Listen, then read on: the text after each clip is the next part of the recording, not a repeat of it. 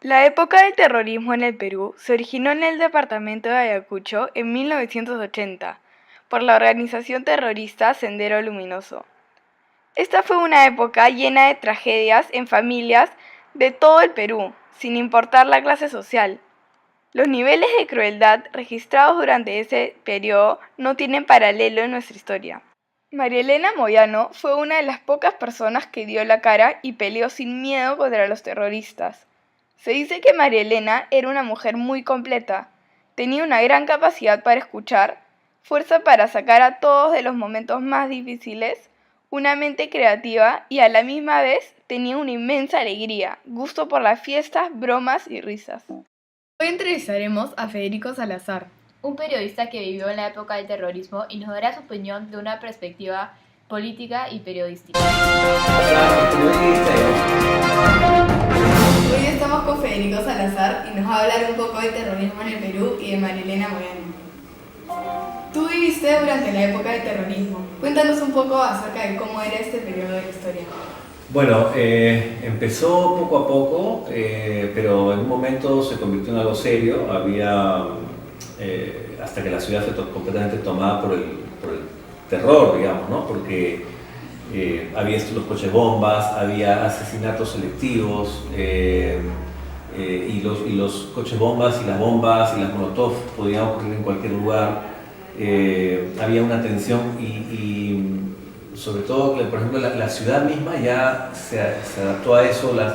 Por ejemplo, las ventanas de las casas les poníamos cintas como masking tape para que en caso de que hubiera una bomba cerca, a la hora de reventar la ventana no cayeran hacia adentro los vidrios.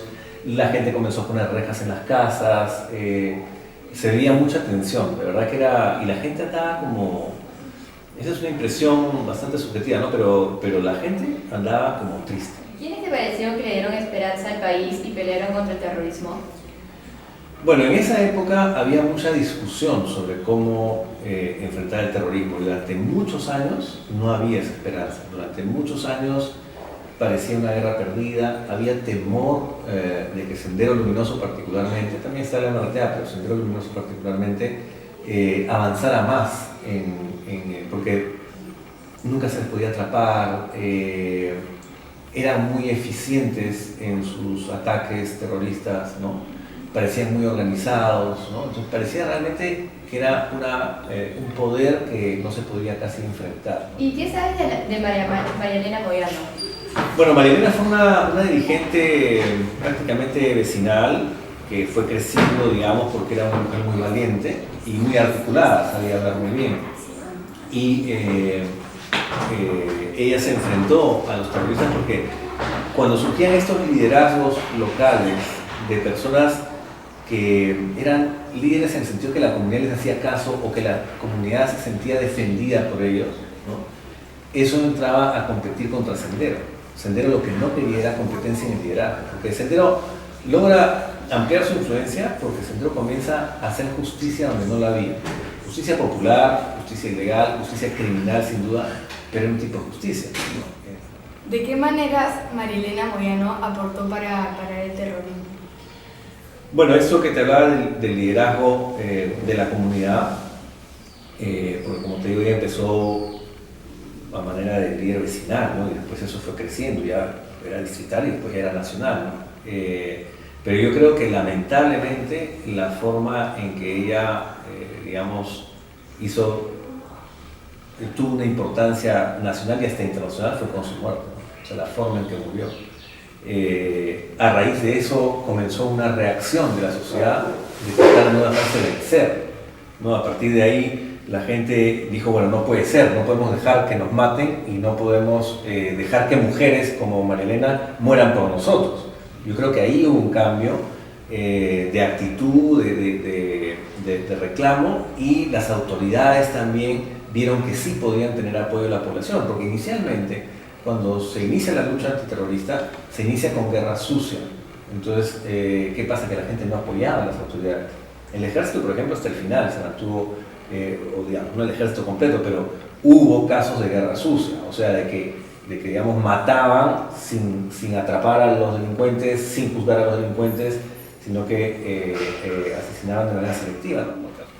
Ya que estamos hablando de la muerte de María Elena, ¿cómo se sintió el Perú una vez que fue asesinada? ¿Tenían más esperanzas o menos esperanzas y tenían más ganas de pelear contra el terrorismo? Claro, yo creo que empezó un cambio, no empezó inmediatamente, no es que la gente salió a las calles, ahora sí vamos a enfrentar al Sendero, no.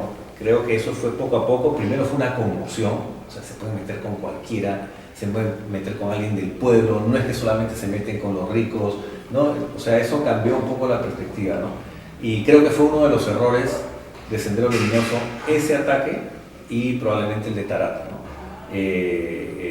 Porque, digamos, mostró una cara más criminal de Sendero Luminoso, que hasta cierto momento se veía, o mucha gente la veía como, bueno, son unos locos, pero por lo menos luchan por la justicia. Pero a partir de ahí se notó que no luchan por la justicia, sino que eran unos malditos criminales que revestían su crimen de una cosa supuestamente ideológica, ¿no? ¿Cuál es tu opinión política más o menos sobre ese tema? Yo creo que la forma de enfrentarlos es como se hizo al final, que es a través de inteligencia, ¿no? Pero también algo que no se hizo y no se ha hecho hasta ahora, a través de la ideología. La ideología es un sistema de ideas organizado, jerárquico, coherente, que te hace interpretar la realidad. La ideología de Sendero es una ideología coherente. Es equivocada, pero es coherente, es bien lógica. O sea, cuando ellos explican por qué hacen lo que hacen, por qué la revolución, o lo que llaman revolución, y por qué la sociedad actual está condenada a no prosperar, a destruirse, a ser injusta y a crear toda esta situación problemática para la mayoría de gente, la pobreza y la discriminación. Cuando ellos explican eso, suena muy coherente, ¿no? Pero la coherencia no es lo único que hay que tener. Aparte de la coherencia, tu sistema tiene que ser, digamos, racional y razonable, ¿no? Y eso es lo que le faltará a ellos para entender la realidad. Entonces, yo creo que eso falta, ¿no? Competir